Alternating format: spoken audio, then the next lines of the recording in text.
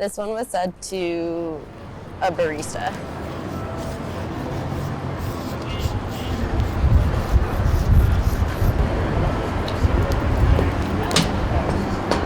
It started off with just me doing it.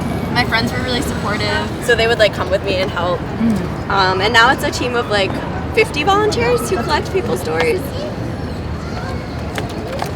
Yeah, I mean, I started it because I had my own experiences with street harassment growing up in New York.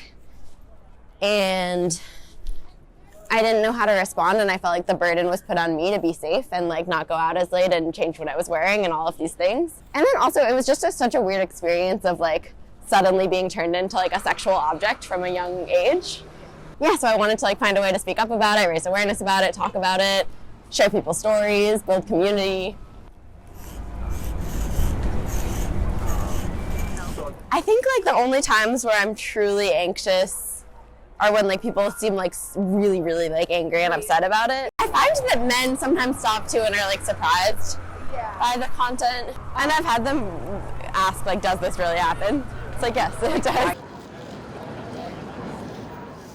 I mean, I would say there are two really tangible differences that I see all the time with Cat Calls of NYC.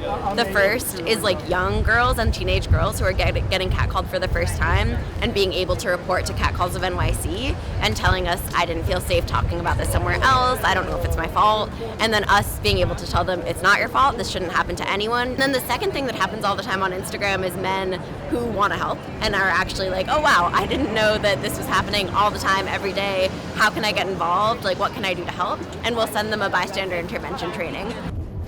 I love when people recognize the Instagram. They're like, oh my god, that's Cat Calls of NYC. That's the best thing ever. That's like the best feeling.